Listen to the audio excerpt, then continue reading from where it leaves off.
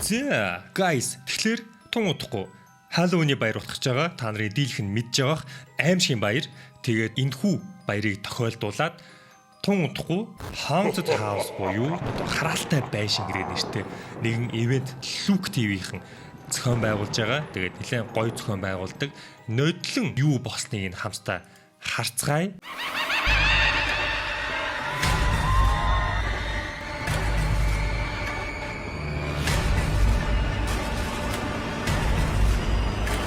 Пүү амар хүн ирсэн юм шүү дээ. TV-ийн ашигнууд тавтаар таар тоглох биелэн өөрөөр нус дөрөв картыг олуулдаг. Таар 5 минутын хугацаа амнаа. Зэвүүн юм байна. Хөөх юм байна. Энэ нөгөө escape room-тэй ойролцоо дүрмтэй гэж ойлголоо.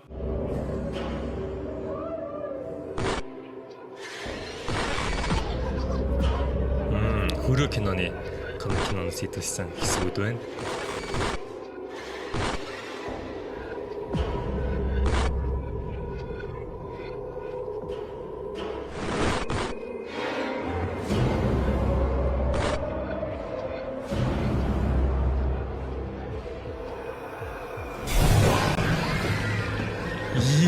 Бүр ингэдэг юм уу те?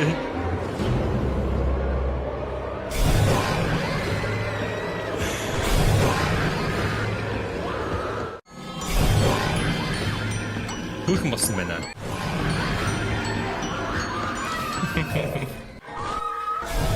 Оо за окей. Окей. Харж байгаа. Зэвүүн би нэрээс мэдээгүй юм байна. Гоё юм хийсэн байна. Тэгээд энэ жилийнх нь байна штэ. 10 сарын 31-ээс 11 сарын 2-ын хүртэл 3 хоног болж байгаа. Яг иймэрхүү 6 өрөөгөр орно. Passage Center гэдэг газар болно. Тэгээд тасалбар Shopee зэгийн дээр байгаа шүү. За guys, доор description дээр тавьчихъя. Тэгээд та нар асууж магадгүй. Түшгээ. Энэ жил ямар шүү нууцуд байгаа вэ? Ямар өрөөнүүд, ямар даалгаврууд байгаа вэ гэх тээ. Хэдүүлэнд нь туслах бичлэгийг S Audio саяхан постлсон. Тэгээд энэхүү аимшиг өгүүлэг бол удахгүй болох Haunted House event-ийн санааг нь бол биднэрт өгнө. Хэдүүлээ хов гоосон очиж цэцгэр шууланд бариулахын оронд одоо энэхүү бичлэгийг үзээд тэгээд зоригтойгоор очицгоё. Guys, шууд эхлэе.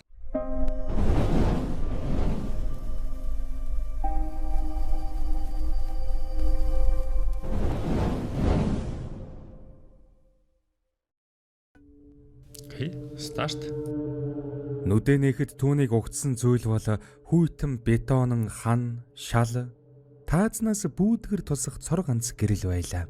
Оо, nice. Шууд эхэлж байна. Эрхмээ толгоогон өргөн оржнон ажиглав. Энд яаж ирснэн хамгийн сүүлд юу хийж байснаа санах гэж хичээгч юу санаанд орохгүй байв. Яг л амьдралынх нь гальснаас хэн нэгэн хэсгийг хайчлаад авчихсан мэт. Тэр үндийн суухад хажууд нь өөр 3 хүн ухаан орж байгааг харав. Нэг нь болчинлог ширүүн харцтай 30-аад насны ир. Болчинлог 30-аад насны ир гэсэн үү? Нэг л хүн санаанд ороод байгаа чинь. Гэтэ ширүүн харцтай гэж. Би тийм ширүүн харцтай биш үстэй. Guys, би зөөлхөн харцтай өстэй. Би зөөлхөн дур булан харцтай өстэй. Нөгөөх нь зуны нэмгэн даашинцтай. Айдас нүүрэнд нь илхэн тодорсон саруулгих эмэгтэй. За. 3 дахь нь тайван ажиглангүй харцтай эмэгтэй уянга байв. За. Тэд нэгнийг танихгүй ч бүгд ижил нөхцөлд байдалд орсон нь ойлгож байлаа. Энэ хаана вэ гэж саруул чичирсэн хоолоогоор асуув. Мэдэхгүй гэж төмөр босон гон хариулв. Тэр шууд л өрөөний ганц төмөр хаалга руу очин бариулаас нь зулгааж хүчтэй түлхэж үзв. Хаалга хөдөлсөнгүй.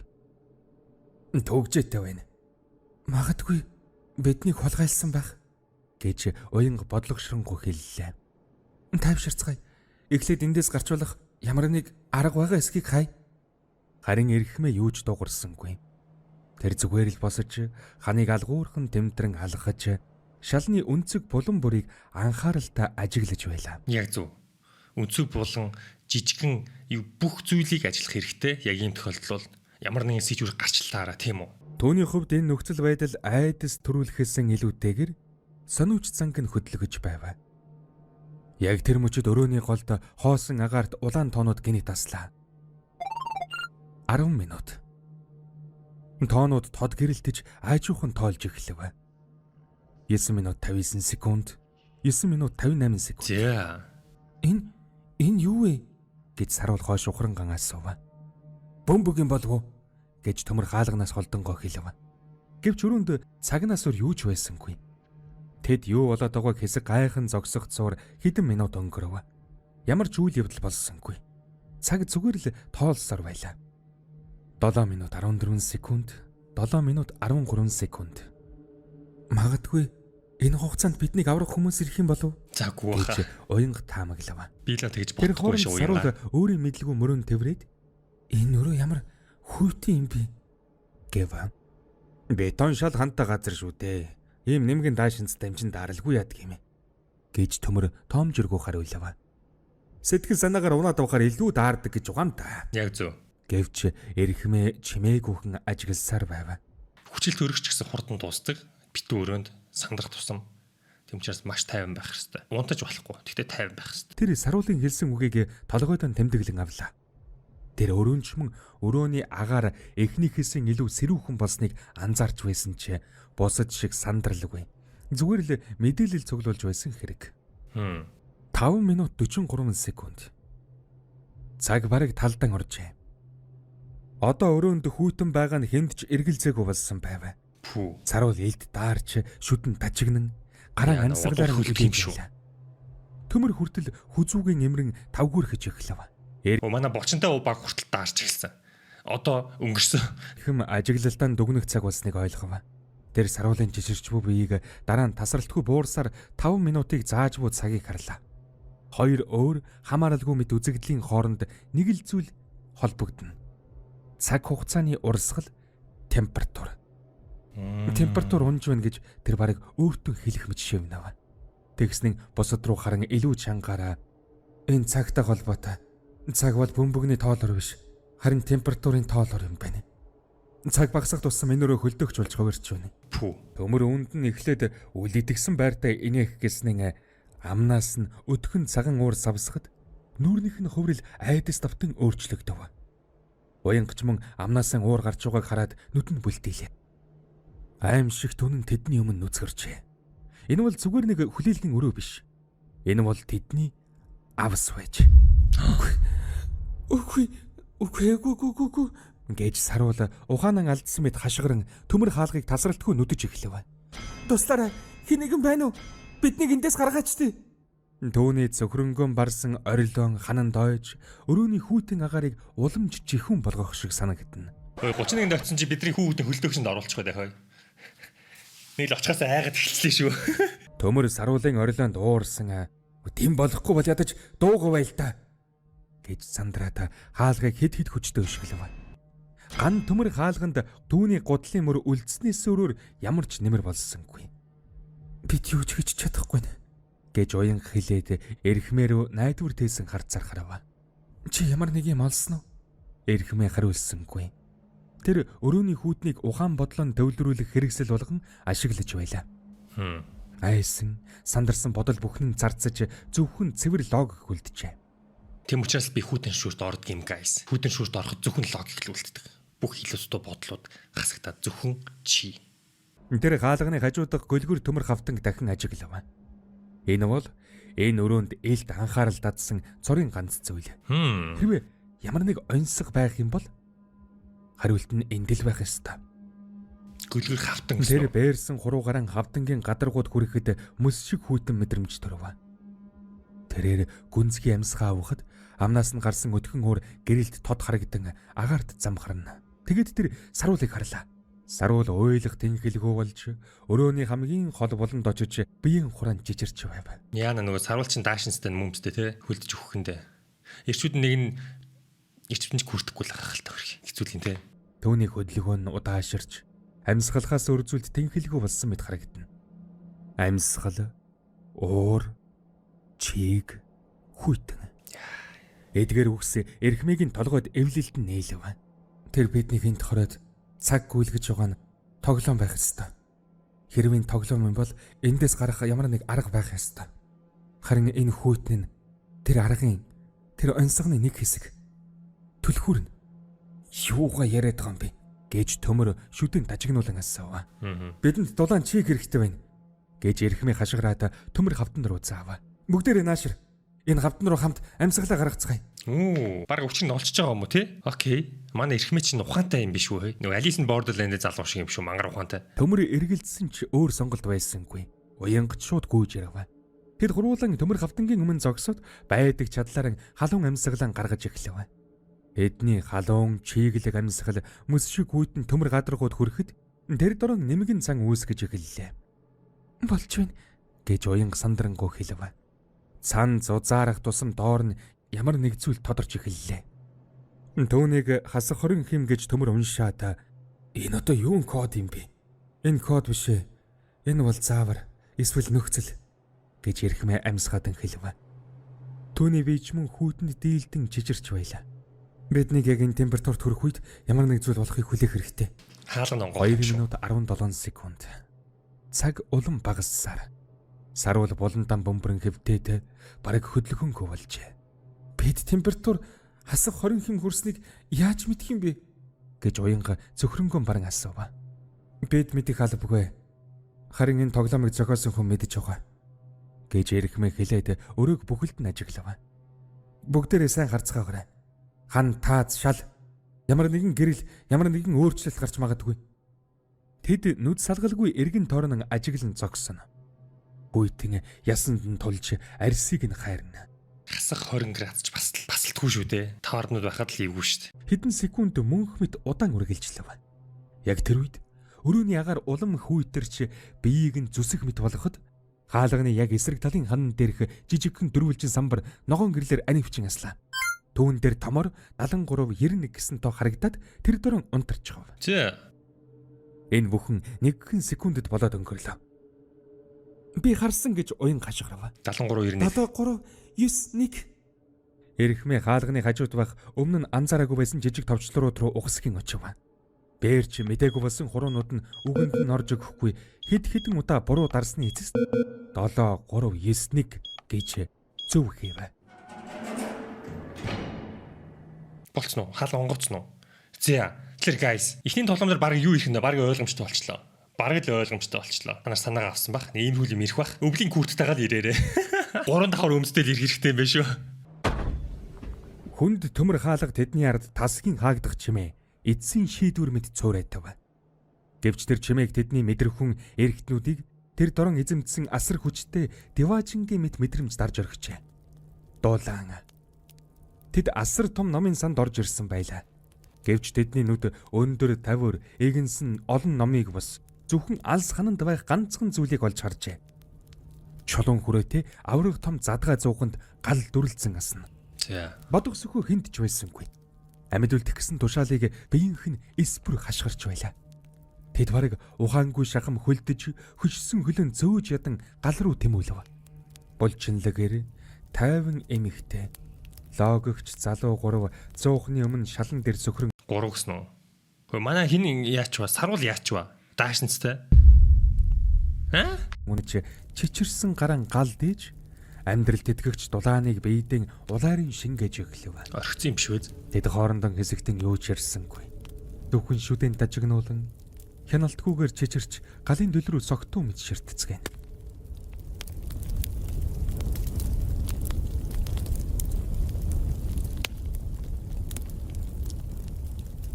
Эхний чимээгүй гэвдсэн хүн бол өнөөх тайван эмэгтэй байв.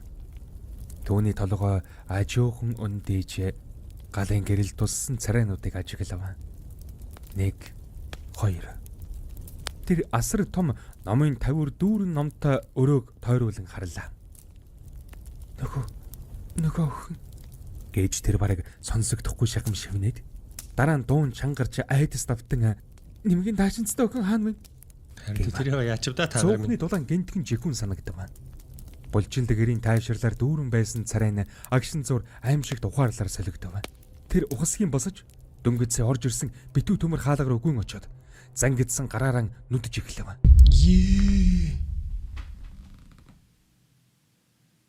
Хаалган цоошлог доски, даашинстай бүсгүй дотор нь үлдээски, үхээски магадгүй. Ой. Нэгэрэ хараад идсэн хаалгаа нэ. дэвж харуу ирсэнгүй. Энэ мөчөд эмэгтэй мэг шиг чимээ эрийн ууртай хашгарааны дундуур нэгэн аваа тодхон сонсогдсон нь зөөлөн хуурай инээд. Бүгд эргэн хардал эргэмээ галын өмнө суусан чигтэн нүүрэнд нь жихүүн инээмсэглэл тодруулан сууж байлаа. Үхэх шахлаа шүү гэж тэр өөртөө хэлэх мэт шивнэв. Энэ тоглоом чинь бодсноос илүү сонирхолтой юм гэж. Сонирхолтой хэ нэг чи үхсэн байна хөөе. Ирхмээ минь. Чи яаж инеж чадчихна гэж булчинлэгээр шүдээ зун түүн рүү зансан харцар харав. Нэг охин дөнгөцөө үхчихэд байхад тийм ээ. Тэр өгсөн. Учир нь тэр дасан зогцож чадаагүй шүү дээ. Харин бид чадсан. Хэрв энэ тоглоом юм бол дүрэн байх ёстой. Сэтгэлийн хөдөлгөөн өрөвдөх сэтгэл бол энэ тоглоомонд амьд гарах хэрэгсэл бол биш. Харин ч сул тал болно. Тоглоом гинэ гэжэр уурсан түүн рүү ойртов. Чи энийг тоглоом гэх гээд байгаа юм уу? Бид нэр энд амьд байгаа үстэй юм уу? Солиотой новш минь. Тийм үү? Тэгвэл чиний амьдрал одоо 14 минут 32 секундын дараа дуусах гэж байх шиг байна. Оо цаг эхэлсэн. Гэж залуу зуухны дээрх чулуун ханан дээр гинт гарч ирсэн шин цаг руу эрүүгээрэн дохов. Маргалдаж зогсох уу эсвэл дараагийн онцгой тайлах уу? Тэдний сэтгэл санаа ямар байгааг үл гайхран номын сангийн ханан дээрх цаг тоолсоор байлаа. За 14 минут 12 секунд. 14 минут 11 секунд. Уянга цаг руу айдас дүүрэн харцаар ширтээд одоо яах юм бол энэ цаг багасах тусам дахиад хүйтэн болох юм болов уу гэж асуув. Эрхмээ галын дөл рүү тайвнаар ширдсэн хэвээр бидэнд энэ удаад ил гал байгаа болохоор үгүй л болов. Аюул арай өөр хэлбэрээр ирэх байх. За яа гэж бодож байна guys. Халуун бол болохгүй эсрэгээрээ. Хитрхи ойлгомжтой. Нэг эвгүй гар гарч иж магадгүй. Халуурчин. За би тэгж бодож байна. Та нар юу гэж бодож байна? Худлаа битгий миний санааг дуурайгаад байгаарай хөөе. Тэр миний санаа шүү. Гэв. Түүний зүв байлаа. Мэдээж аюул хэдийн ихэлсэн байсан ч тэд анзаараагүй байв. Тэдний анхаарал аяндаа шинэ онцгой руу чиглэв. Эрхэм хаалган дээрх хоёр грек бичиг рүү заав. Дээрхэн Сократын алдартай үг байна. Өөрийгөө таньж мэдэх гэж тэр хэлв. За харин доорх нь зөв номыг бол эс бөгөөс үхэл. Миний бодлоор энэ хоёр бол нэгдмэл заавар байх. нэр номын санштай би ямар сони юм ярьж байгаа. Тэгээ алуурчин гарч ирсэн чинь яах юм. Тэгээд алуурчин би түрүүний нөгөө нодлонгийн бичлэгнээс хараад ер нь нэг нөхөр гарч ирэх байх гэд бодчихлаа л да. Sorry guys. Миний буруу байж. Монхог миний түн буруу. Өөрийгөө хайж олох. Сократтай холбоотой номыг хайж олох юм уу? Бид өөрсдийгөө таньж мэдээд тэрхүү мэдлэгтэй тулгуурлан зөв номыг олж тэр хаалганы хажууд байгаа нөхрөө хийх ёстой байх. Энэ үед уянга өрөөний голд байх 4 жижиг ширээг анзаарав. Тэд ойртон очиход ширээ болгон дээр нэг зүйл тавиастай байлаа. Эхний ширээн дээр гэлэн хатан хүзэр. Хоёр дахь дээр зэвэрсэн гам боолд, гурав дахь дээр хатаасан башир цэцэг. Харин сүүлийнх дээр хүүхдийн зурсан нарны зураг байв. Эрхмээ эхний ширээний дэргэд очин гэлэн хатан хүзрийг хуруундаа эргүүлэн. Уруулд нь үлмэдэг инээмсэглэл тодров. Гэлэн хатан гэж тэр аяархан хэлээд босод руу анхаарлаа. Та хоёр Александр Пушкинийг уншиж байсан уу? Яг гэлэн хатан нэртэй тууж байдаг юм ээ. Уянга төмөр хоёр юуж дуурсангүй. Орсын алдар зохиолд гэлэн хатан бол нууцлаг, хар бараан хувь тавилангийн бэлэгдэл. Азаа сурж бүхнийг эрсдэлд оруулахын тэмдэг гэж эрхмээ үргэлжлүүлв. Энэ бол би. Тэгээд хоёр дахь ширээр үзаав. Зэвэрсэн болт хүч зэвэрсэн болттой холбоотой ямар юу гэдэг вүлээ? Ямар зохиол байж болох вэ? Чадал механик шулуун басгүй ямар ч уян хатан чанаргүй. Бодлогогүй үйлдэл. Энэ бол чи төмрөө. Тэгээд тэр хүн яаж байгаа юм уу те? Илэрхийлж байгаа юм уу? Булчинтай амчинд нь боолтой. Хоёр ширээний хооронд зогсоод уян гарав харав. Харин одоо хамгийн сонирхолтой хэсэг нь хатаасан цэцэг ба хүүхдийн зурсан нар. Хатаасан цэцэг нь нөгөө нас бардаг. Хатаасан цэцэг нь чинийх. Нөгөө нь бидний орхиод гарсан охиных байж таарна. Хатаасан цэцэг нь минийх гэж чи яаж мэдчих юм? Тэсний шмих болж таарсан. Ажиглалтаар. Нөгөө охиныг санда тэр өрөөнд түүнийг тодорхойлж байсан гол зүйл юу байсан бэ? Хяналтгүй сандрал, бодлогогүй цэвэр эмоц. Логик түүнд огт байгаагүй. Тэгвэл энэ хоёр символын аль нь ийм цэвэр, бодлогогүй эмоцыг илэрхийлж байна? Мэдээж хүүхдийн зурсан нар. Энгийн гэгээлэг ямар ч гүн гүнзгий далд утгагүй. Яг л түүний үйлдэл шиг. Эрхмээгийн харц уянга дээр тусав. Бас юм л үнцгийн те. Харин чи өөр. Чи ихнээсээ л тайван байж ажиглаж нөхцөл байдлыг дүгнэхийг хичээж байсан. Чиний үйлдэл эмоцоор биш бодлоор удирдуулж байсан. Энэ хатаасан цэцэг шиг. Энэ бол зүгээр нэг цэцэг биш, хатаасан цэцэг. Гоо үдсэглэн эмзэг байдлыг агуулж байгаа ч энэ нь хадгалагдаж боловсруулагдсан гэсэн үг. Энэ бол бодол, дурсамж илүү нарийн төвөгтэй сэтгэлийн хөдөлгөөн. Тиймээс л энэ болж байна их. Гэхдээ төмөр ууртайгаар битгий дэмэр өөрийнхөө бүхнийг тайлбарлаж гин гэж хашгирав. Тэр гүнзгий амьсгаа авах гэж оролдсон ч яагаад ч юм цээж нь дүүрэхгүй баг зэрэг амьсгаадаж байлаа. Чи өөрийгөө ухаантай гэж бодоод дими тайлбар зохиогоод байгаа юм биш үү? Гэхэд эрхмээ тийм үү гэж тайвнаар асуулаа. Ямар ч тач бидний энд хорсон нь ямар нэг оюун ухаантай зүйл. Тэр нь мэдээж хүн байж таарна. Харин хүн системийг бүтээх юм бол санамсаргүй зүйл гэж байдаггүй юм. Бүх зүйлийг учир шалтгаантайгаар хийдэг. Логик нь энэ байна. Өөрийгөө таньж мэдгэдэг нь өөрсдийгөө буюу энэ багийг таньж мэдгэсэн утгатай. Бидний дөрвөн өөр мөн чанарын огтлцол нэгдэл болсон номыг олох ёстой. Эрхмээгийн ярьж байх хооронд төмөр улам тавгүрхэж зангаагаан суллах мэт хүзүүгэн имэрв. Энэ өгрөөний агаар ямар хүнд юм бэ? Хуучин нам тоос ихтэй болохоор тэр баха гэж уянгаа хэлсэн чи өөрөө ч мөн амьсгаан давхцаж ихснийг анзаарав. Нэр хуучин ном жоо харшил хөдлөгдөж ш та нар мэдэх үү? Бүр хуучны тоосон дарагсан номнууд бол жоохон тоос нь хамар руу ороод нүд мүд захнаад байдаг. Эрхмээ тэднийг ажиглан харж байлаа. Тэр ч мөн агаар сэрэгжиж байгааг мэдэрсэн чи бусдыг бодвол тайван байж амьсгалан хуваарлан баг хөдөлж байсан тул нөлөө нь бага байв. Энэ бол шинэ аюул. Хүчил төрөгч багасаж байна. Хүчил төрөгч нь багассан. Окей. Тэрээр тоглоомыг хурцгах хэрэгтэйгэн ойлгоод би нэг номыг таамаглаж байна. Бидний дөрвөн символыг нэгтгэсэн ном бол магадгүй Аларик фон Хаймдал гэдэг герман философчийн хувь тавилангийн механик цэцэрлэг гэдэг ном байх. Хувь тавилангийн механик цэцэрлэг. Окей. Энд тэ амар ном уншдаг гарав те. Нэг нь Оросын бүр Пушкин, нөгөө болохоор Германы бүр философийн тасаг. Хэвсгнээс хайгараа. Уянга түүнд итгэн яаран философийн тасгаар өггүй ба. Төмөр харин төвчээр алдан цаг руу харав. Агаар дутагдж эхэлсэн түүний сэтгэн бодох чадварт нөлөөлж сандралыг нь улам нэмэгдүүлж байв. Тэг штт. Новш гэж би амьсгалж чадахгүй байна. Гэж тэр хашгираад ууранда хамгийн ойр байсан номын тавирыг хүчтэй зохив.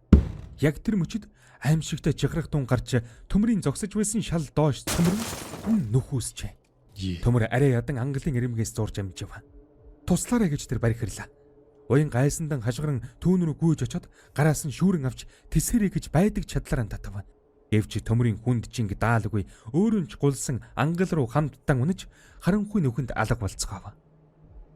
Тэдний аимшигт орилдон номын санд цөөрайтад нам гүн болов. Эрхмээ энэ бүхнийг нэг жалхам хөдлөлгүй ямар ч сэтгэл хөдлөлгүйгээр харж зогссон байлаа.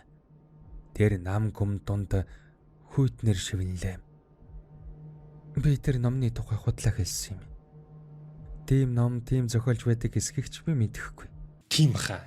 Надаас илүү ухаантай санагдаад. Надаас илүү ухаантай байх үгэнд боломжгүй дээ. Энэ бол түүний мөрөөдө тоглоомын нэг хэсэг. Нэг төрлийн блаф байлаа. Тэрээр бусдыг шагаандаруулж алдаа гаргахыг нь хүлээсэн. Тоглогчдыг үүмэлснэр систем өөрөө ямар нэгэн сэжүүр илчилнэ гэж тэр найдаж байлаа.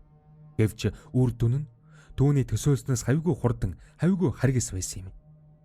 Тэдний үхэл эрхмээгийн хувьд айдас харамсал авч ирсэнгүй. Харин ч түүнд цоош нь боломжийг нээж өгсөн юм.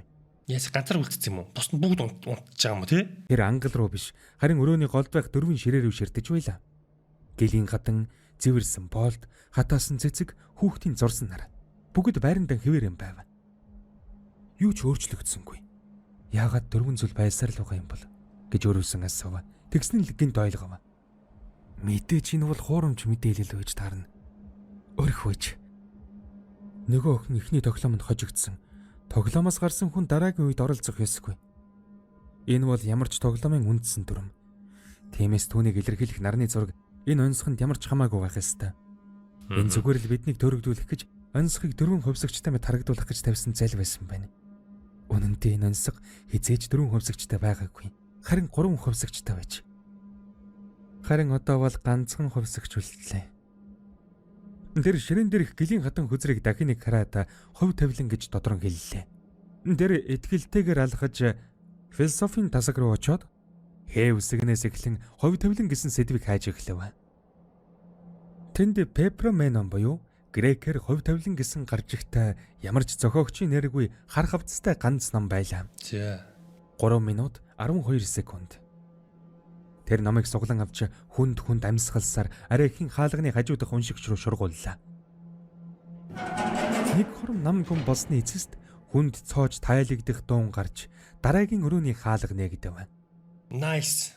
Guys. Би бол яг үүндээ тайлхааргүй байсан байна. Уучлаарай. Яг үнэнгээ хэлье. Яг над би грек хэл мэдэхгүй. Манай шууд үлдэх байсан байна. Хүчил төрөгчийн дутагдaltaй. Агаар сэлгэгдэж буун мэдрэгдэж хамаг биеийн халуун өргөх шиг болно. Гэтэ Люк ТV-ийн арай хүчил төрөгч өрөөнийхөө хүчил төрөгчийг хасчихгүй сте. Guys, Люк ТV-ийн хэдүүлээ бас удаан ажиллаж байгаа штэ. Эрхмээ ард үлдсэн үхлийн танхим шалан дэрэг нөхрөө эргэж нэг хараад ямар ч сэтгэл хөдлөлгүйгээр шинэ хаалгаар орж гүнзгий амьсгаа авав. Энэ эрхмээ ч өөрөө эвгүй гар юм шиг юу. Хүмүүс нь босноо хүчээд ах чинь зүгээр ингээ байгаал идэг. Тэр охиныг үхэхэд гэсэн зүг зүгээр байгаадсан. Саяын хоёрыг үхэхэд гэсэн зүг зүгээр ингээл явж идэг. Энэ өрөө хан шал тааз гээд бүх зүйл өөсөвгүй гялалдсан толиор бүрэгдэжээ. Эрхмээ өрөөний гол дэрж зогсоход төөний 100 тусгал эргэн тойронд нь өөсөв. Энэ бол сэтгэл зүйн хувьд асар хүнд дарамт учруулж орон зам мэдрэмжийг алдагдуулах зорилготой танхимж. Төөнийг орж ирсний дараа хаалга ардаас нь айжуухан хаагдав. Тэгээд түүний яг өмнөх толин дээр улаан тоонууд дахин аслаа. 5 минут. Окей. Эрхмээ тайван байдлан хадгалан өрөөг ажиглаж эхлэв. Өрөөний эсрэг хоёр талд яг ижил зайд хоёр улаан хөшөөрөг байрлуулсан байлаа. Тэр нэг рүү нь очоод доош нь дарж үзв. Хөшөөрөг ямар ч эсэргүүцэлгүй доошилсан ч гаран амх төдөд тэр дөрөн буцаад дээш явуулна. За. Хоёулангийн зэрэг дарах ёстой юм шиг байна. Түл худлаа юм шүү. Ганцаараа байгаа шүү дээ. Хоёр хөшөөрөг. Guys, найзууд орхиж явж болохгүй шүү заяа та ивент дээр очихдоо. Хамт олуулаад үеэд авах ёстой шүү. Гэж тэр шивнэлээ. Гэвч нөгөө хөшөөрөг рүү гүйж очоод зэрэгцэн дарна гэдэг боломжгүй зүйл. Яг тэр мөчөд өрөөнд нам гүм баг зэргийн дүнгэнэх чимээ сонсогдож эхлэв. Эхэндэн тэр үнийг анзаарсангүй. Төвний толгойд зөвхөн шийдэл олох бодол эргэлдэж байсан юм. Жин хэрэгтэй. Тэр ямар ч эргэлзээгүйгээр гудлаан тайлж хөшөөрөг дээр өлгөв. Хөшөөрөг баг зэрэг доошилсан ч хангалттай доошилсангүй. Дараа нь тэр цамцаан тайлв. Нэмэр болсонгүй. Тэр бүх хувцаан тайлж өлгөөд үдсэн ч хүнд төмөр хөшөөргийг доош нь дарж дийлсэнгүй. 3 минут 30 секунд. Зөнгөнөх дүнгэнэх чимээ аажмар чангарч байлаа. Новш гэж тэр ууртагаар бовтнов. Энэ өрөө рүү ганцаараа орж ирэх ёсгүй байж. Би ядаж хотог байсан бол гар эсвэл хөлөөн тастаа тавих ёстой болох нь. Энэ аимшигт бодол түүний толгойд орж ирэхэд тэр өөрөөсөө цочив. Тэр энэ харин зөв юм те. Хөлөө тастаад өлгөж болох юм. Гараа тастаад өлгөж болох юм. Болох юм ч байх. Та нар зүгээр өөр ямар ч сонголт байхгүй үед алигаа таслах байна. Бодсон юм амар санагчлаа. Окей. За мань хүн яах нь харъя. Тэр яарч сандарч олигтой сэтгэж чадахгүй болж эхэлж байлаа. Дүнгэнэх чимээ улам чангарч сэтгэлд нь дарамт учруулж байв. Түүнд хурц ирмэгтэй зүйл хэрэгтэй байв. Тэр хамгийн ойр байх толин хан руу очоод зангидсан гараараа зохив. Тэр толийг хутагны оронд ашиглахыг сэтжээ. Ган шиг хадуу толь хөдөлсөнгүй. Тэр дахин зохиж хамаг хүчээр балбаж эхлэв. Нэмэр болсонгүй. Толь хагарсангүй. 1 минут. Дуу чимээ улам чангарч өрөөнд бүх юм жижирч эхлэв. За дуусаа. Дуу чимээ одоо зүгээр нэг сонсогдохоон болж хамаг биеэр нь мэдрэгдэж байлаа. Толгой нэргэж дотор нь муухай өргөнө. Тэр зөвхрөнгөн баран толноос холдож шалан дээр амьсгаад нь суулаа. Тэгээд тэр толин дох тусаглан харав. Нүцгэн хөлсөндөө норсон уурандан автсан бодлогогүйгээр хүч хэрэглэж буй нэгэн. Тийм ээ, тэр төмөртөө яг ижилхэн аашилж байснаа ухаарав. Тэр инээд алдав. Эцэст нь би ч гэсэн зүгээр л нэг амьтан байж гэж тэр шивнэв. Юун логик. Тэр үхэлтэйгэн эвлэрч нүдэн анилаа. Эвлэрчлээ л дээ. Жижиргээ улам хүчтэй болж доторх эргэтнийг нь хүртэл доргиулж байлаа. Яг тэр мөчөд тэр нүдэн ахин нээхэд нүднийх нь буланд нэг зүйл тусав. Тэр сандарч уурлаж байхдаа ер анзаараагүй байсан нэг зүйл. Хөшүүргийн доод талд маш жижигхэн шар өнгийн товчлоор. Мэдээж түгжих байж таарна. Тэр хөлдрэн арай ядан тэнцэн босож хөшүүрөг рүү догонцсон очив. 15 секунд. Тэр хөшүүргийг доош нь дарж түгжих товчийг дарав. Таг хийх чимээ гарч хөшүүрөг буцаж дээшилсэнгүй.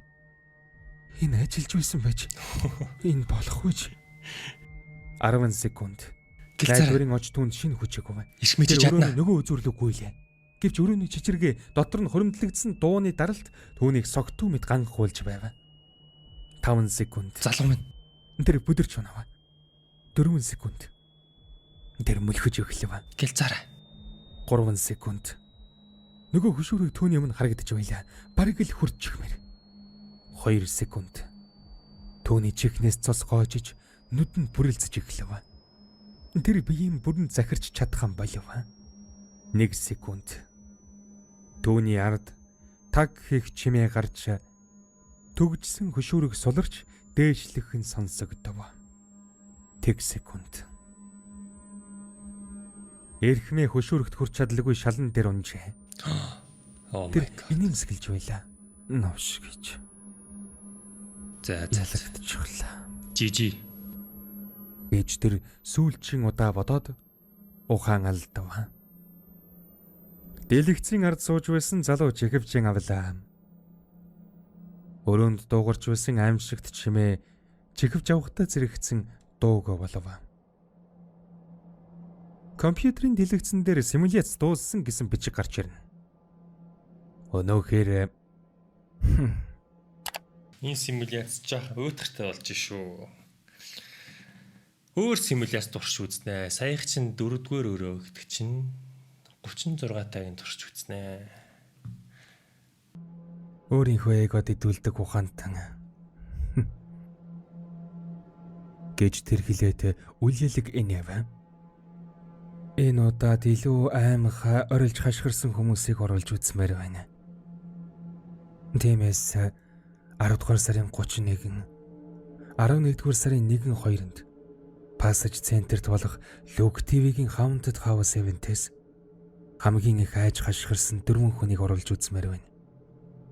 Та тийм ээ, энийг яг одоо сонсож байгаа та. Хэрв танд орох зориг байгаа бол тасалбар авах линкийг бичлэгний дор сэтгэгдэл хэсэгт үлдээсэн байгаа шүү. Симуляцийг эхлүүлэх.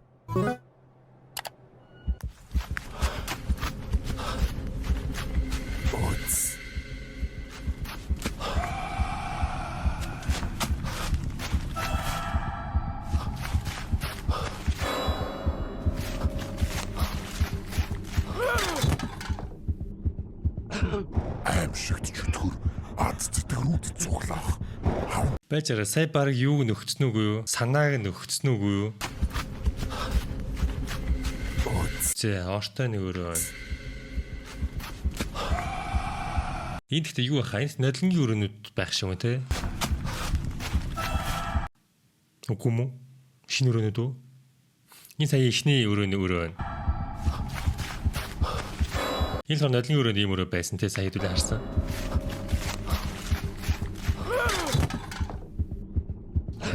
Аимшигт чөтгөр ад зэтгэрүүд цуглах.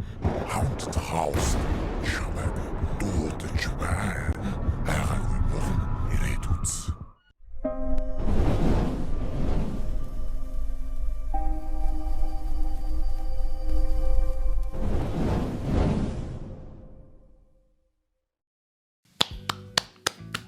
Nice. Монголчууд маань ийм хийж байгаад бол баяртай байна. Ер нь л хөөхөн. Дайжгүй. Маш дайжгүй шүү. Лайк дарлаа. Аймгийн хүмүүс хэрэгтэй байна гэсэн. Та нар их хүрээдэр 10 сарын 31-ээс 11 сарын 2-ын хүртэл Passage Center-т болж байгаа Haunted House event. Оролцоорой бүгдээрээ тэгээд лайк дарж эртний бүртгүүлээрээ дараа юмшлыг уулзлаа. Түр баяртай. Guys.